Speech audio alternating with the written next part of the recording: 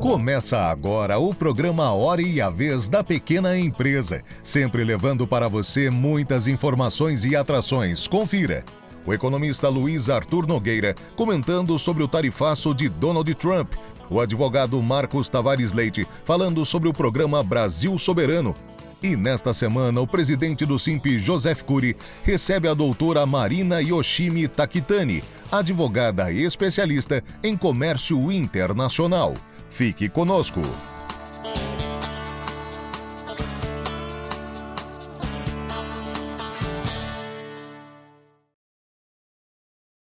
O SINP apoia as medidas do Plano Brasil Soberano. Acreditamos na continuidade e na busca da obtenção das negociações do tarifaço.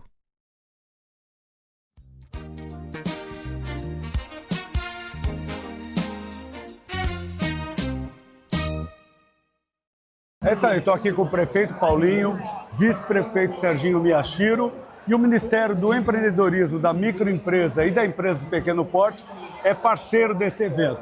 É oportunidade para os pequenos negócios da cidade prospectarem novos negócios para toda a região. É nisso que a gente acredita, que cada empreendedor de Petoledo possa começar pequeno, sonhar grande e alçar voos cada vez maiores. Trago aqui um abraço do ministro Márcio França e parabenizo por esse grande evento que Petoledo está promovendo para valorizar o empreendedor da cidade.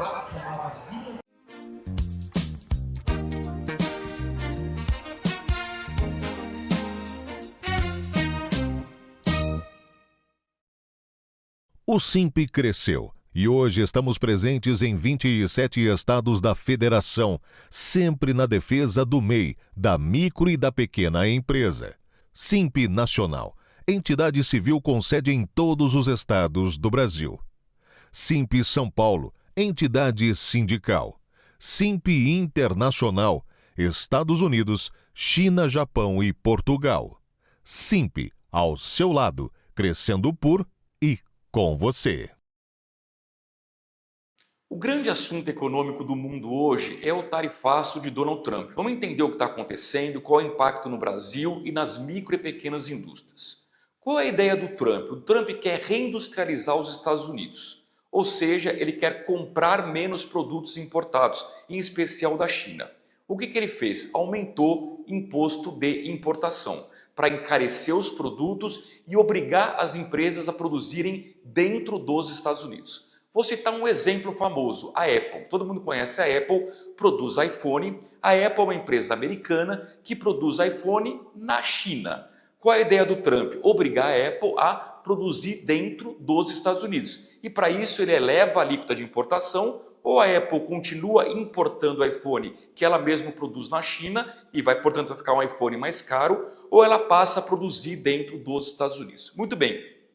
Qual é o efeito pontual na economia americana? Isso vai gerar inflação, porque os produtos importados vão ficar mais caros em dólar, o que gera inflação e é um desafio para o Banco Central americano. Qual é o impacto tarifaço para o mundo inteiro? O mundo inteiro tende a fazer menos comércio. Por quê? Porque os Estados Unidos, nos últimos 20, 30 anos, foram os grandes compradores de produtos no mundo inteiro. Na medida em que o Trump eleva a tarifa de importação, ele vai comprar menos produtos. Portanto, o mundo vai fazer menos comércio, consequentemente o PIB, a economia global, vai ter um crescimento menor. De quanto? A estimativa anterior ao tarifaço era de que o mundo iria crescer este ano agora, em 2025, na média, 3,3%. Com o tarifaço, vai crescer um pouco menos, 3%. Nada trágico, mas é um crescimento menor. E o Brasil nessa história? Num primeiro momento, o Trump colocou uma tarifa de apenas 10% contra o Brasil, o que era ótimo, porque o restante do mundo estava recebendo tarifas maiores, de 25%, 50%, 70%. O problema é que o Brasil se meteu numa encrenca geopolítica. O que aconteceu? O governo brasileiro promoveu recentemente aqui no Rio de Janeiro uma reunião com os BRICS. Os BRICS são Brasil, Rússia, Índia, China e África do Sul. Porém, eles convidaram outros países que são contrários aos Estados Unidos. Por exemplo, o Irã, que é um grande financiador de terrorismo. Esses BRICS se reuniram aqui no Rio de Janeiro e decidiram que eles querem fazer comércio sem utilizar o dólar, ou seja, num claro confronto com os Estados Unidos. Como o Brasil era o anfitrião desta reunião, coube ao presidente Lula ser o porta-voz da má notícia, de que os BRICS agora não querem fazer negócios em dólar. E aí os Estados Unidos, obviamente, não gostaram desta postura dos BRICS, não gostaram do alinhamento do Brasil com o Irã, e aí o Trump veio e sobretaxou o Brasil em mais 40%, totalizando uma tarifa de 50%. Isso é muito ruim para o Brasil, principalmente aquelas micro, pequenas e médias indústrias que vendem para o mercado americano.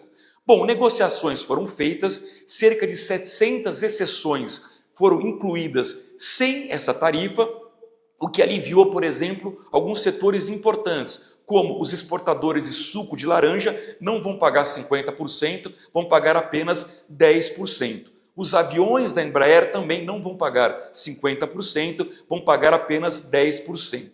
O problema é que tem inúmeras empresas aqui no Brasil que não conseguiram ter os seus produtos incluídos nesta exceção e já estão pagando uma tarifa de 50%, o que praticamente inviabiliza a venda para o mercado americano. Então, qual é a saída? No curto prazo, não tem muito o que fazer, cabe ao governo brasileiro socorrer essas empresas. De que forma? Oferecendo crédito barato, com juros subsidiados. O governo tem o dever de comprar produtos dessas empresas para que elas não quebrem e, claro, essas empresas têm que aos poucos procurar outros mercados para não ficar dependendo apenas do mercado americano.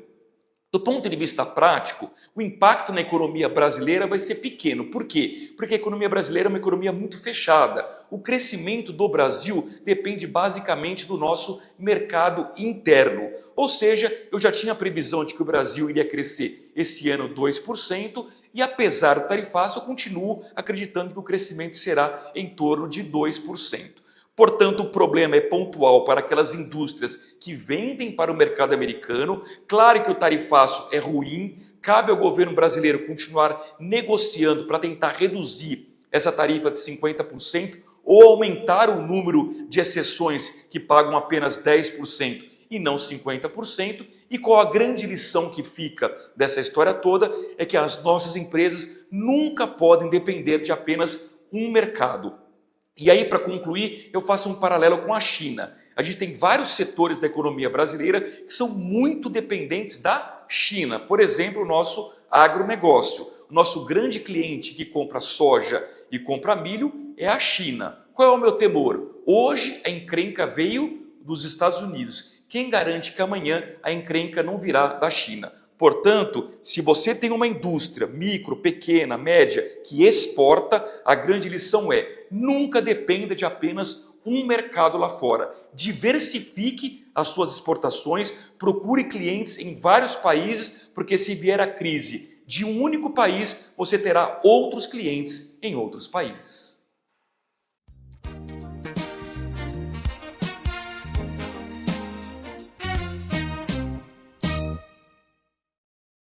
O governo federal lançou essa semana o programa chamado Brasil Soberano, uma medida provisória que traz previsão de vários estímulos às atividades empreendedoras para compensar a tarifa imposta pelos Estados Unidos.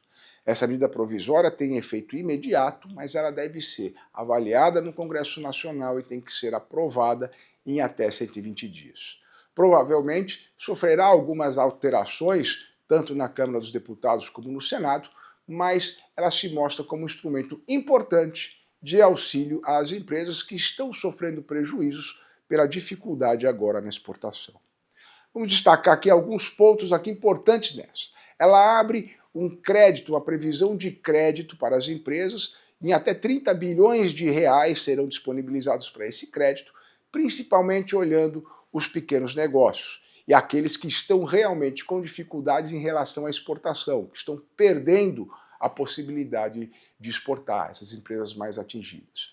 O problema é que nós ainda não temos bem definido como será o acesso e os juros que serão praticados. Mas esperamos que isso seja definido aí nas próximas semanas. Para acesso e a manutenção desse crédito, também é importante que as empresas assumam compromisso com a empregabilidade, manutenção ou incremento no número de empregos. Outro ponto aqui importante é o Fundo Garantidor à Exportação, agora ainda mais ampliado, mais aberto, atendendo mais empresas atingidas também pelo chamado tarifaço. Além de um seguro à exportação, seguro esse que vai auxiliar também as empresas e dar uma segurança em relação ao inadimplemento ou mesmo ao cancelamento de pedidos em relação àquilo que ela estaria exportando. O bom aqui em relação ao fundo garantidor e a esse seguro também à exportação é que mostra maior segurança para o empreendedor e, portanto, facilita o seu acesso também ao crédito, pois as instituições financeiras se sentem mais seguras em relação ao recebimento. Compras governamentais, há a previsão de um estímulo também de compras por parte do governo, principalmente dos pequenos produtores de produtos perecíveis atingidos pelo tarifaço, de maneira que o governo vai dar preferência na aquisição desses produtos perecíveis, principalmente para utilização em escolas, na merenda escolar, hospitais, presídios e o aproveitamento disso, minimizando, portanto, os impactos e os prejuízos. No campo tributário, ainda há a possibilidade de um diferimento, ou seja, a postergação do pagamento de tributos por até 60 dias e também uma ampliação do chamado Reintegra, que permite ao exportador a recuperação de parte dos tributos utilizados ou pagos na operação de exportação. Inclusive no Reintegra, ele se estende a todos esses atingidos, a todos os setores exportadores e principalmente às micro e pequenas empresas, ele permite um aproveitamento ainda maior, de até 6% desses valores de tributos incidentes na exportação. E por fim, vai falar ainda do estímulo, uma facilitação em relação às operações de drawback. O drawback significa uma importação de insumos para integrar em um produto final que será utilizado depois para exportação. Hoje, o que vai haver é uma extensão do prazo que as empresas devem utilizar para poder demonstrar, de fazer a prova de que fez a exportação. E com isso ter uma redução ou mesmo até isenção tributária sobre a operação exportadora. Portanto, são medidas interessantes. É muito interessante que elas estão focadas principalmente às microempresas e às empresas de pequeno porte, mas atinge a todos. Mas é fundamental que a gente realmente tenha bem definido como será o acesso a esse crédito. Outras questões ainda que devem ser enfrentadas, como, por exemplo, a redução da burocracia na atividade exportadora, melhora da logística, de maneira a poder reduzir os custos da exportação, refletindo nos preços, tornando o Brasil ainda mais competitivo e com acesso e podendo buscar novos mercados.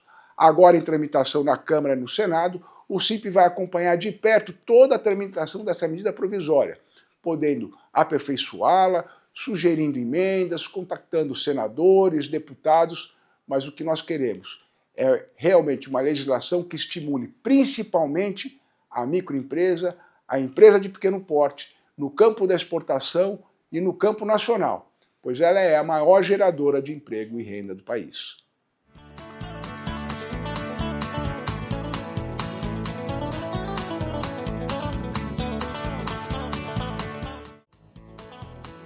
Queremos ouvir a sua opinião sobre temas, críticas, sugestões e até mesmo elogios. Nos siga nas redes sociais e acompanhe o SIMP.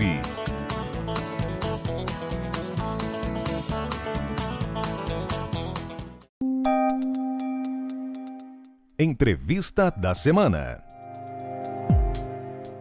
Nossa convidada de hoje é a doutora Marina Yoshimi Takitani, advogada especialista em comércio internacional.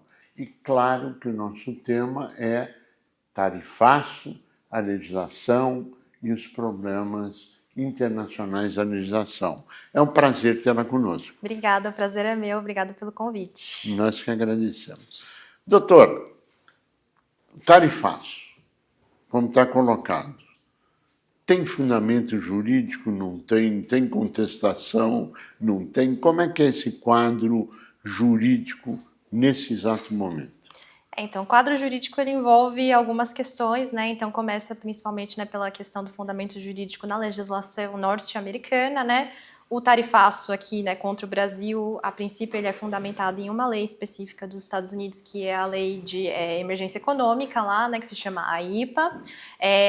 Mas, assim, é difícil de dizer se é só isso ou se tem outros fatores, porque, via de regra, né, essa legislação, a princípio, ela é utilizada mais para realmente lidar com questões de emergência econômica, né, e no nosso caso teve alguns elementos políticos, né, que foram mencionados, então é difícil de dizer, mas a princípio o mapeamento é que existe esse primeiro fundamento para o caso, né, das tarifas aplicadas ao Brasil, de 10% mais 40%, né, então totalizando aí uma tarifa até 50%, com alguns setores excluídos, enfim, essa é a base jurídica principal.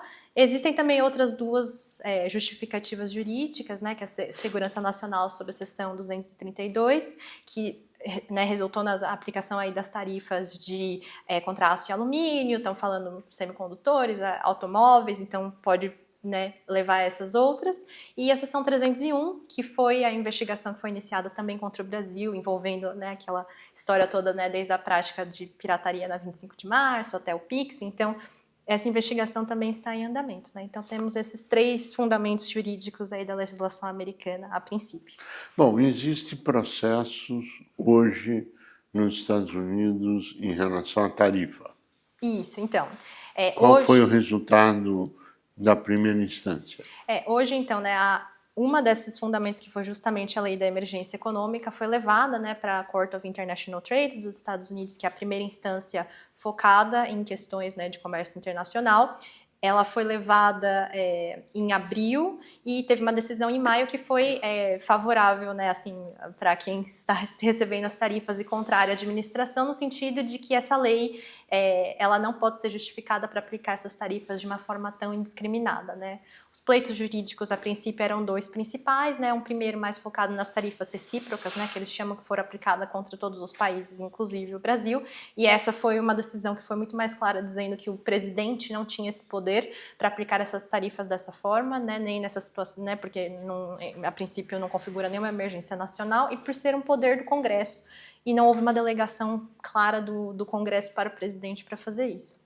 E a segunda foi justamente a questão envolvendo o tráfico de fentanil, e aí foram tarifas mais focadas no Canadá, México e China, que também disseram que era irregular, né, apesar do fentanil ser uma questão de emergência nacional.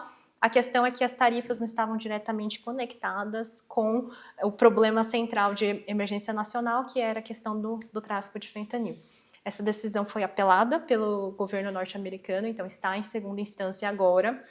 Em segunda instância, né, o governo falou que ele meio concedeu um efeito suspensivo, então a princípio as tarifas podem continuar sendo aplicadas enquanto está pendente o julgamento, e está tramitando agora na segunda instância esse julgamento, né, na corte norte-americana. Já teve uma audiência aí recentemente, a decisão deve sair aí dentro de alguns meses, possivelmente. Enfim, e aí é difícil de prever, mas muitos especialistas dizem que provavelmente vai ser mantida a decisão da corte de primeira instância, né, e pode ser apelado para a Suprema Corte eventualmente, a depender dos elementos que constarem na decisão da segunda instância. Que é contrário às tarifas impostas pelo presidente Trump. Exato, a decisão da primeira instância é contrária, falando que basicamente as tarifas são ilegais porque o presidente não tinha esses poderes tão amplos para aplicar as tarifas dessa maneira. Agora, uma pergunta que a gente não pode deixar de fazer. Qual a influência do presidente Trump no judiciário norte-americano? Na Suprema Corte ou na segunda instância? Existe, não existe? Como é que o meio jurídico analisa isso? A princípio, os Estados Unidos, assim como aqui no Brasil, né, eles têm a princípio da separação dos poderes, então cada poder é independente, né? Então lá o legislativo é independente do judiciário, que é independente do executivo, né? Existem os mecanismos que se chamam checks and balances, né? De um poder sempre estar fiscalizando o outro, mas via de regra não pode interferir, né? Então, assim, uma decisão, uma interferência política não poderia vir a afetar o judiciário lá nos Estados Unidos, né? Então, a princípio, as decisões elas precisam ser tomadas de forma independente. Se o judiciário, né, que está fazendo essa parte desse check and balance, né, checando Sim. o presidente, o poder executivo nas medidas, né, de ser em última instância que realmente essas medidas são ilegais e não podem ser tomadas, enfim, a regra é que vai ter que realmente parar de taxar. Qual é o tempo médio, em previsão, para se ter o julgamento na segunda instância? É difícil dizer, assim, porque varia, aqui, Claro. como aqui no Brasil também, né, varia muito o tempo processual. Os especialistas lá dos Estados Unidos têm dito que vai levar em média alguns meses aí até chegar a uma decisão, né, definitiva. Alguns dizem que provavelmente não chegará a 1 ano, mas certamente aí alguns meses até ter uma decisão de mérito, né, porque por enquanto a única coisa que a gente tem na segunda instância é uma decisão processual de efeito suspensivo com relação à decisão da primeira instância para eles poderem continuar taxando, né. O Brasil hoje está também com problema de uma investigação em relação ao PIX, que é uma barbaridade, mas em todo caso. Qual é a avaliação jurídica desse tema?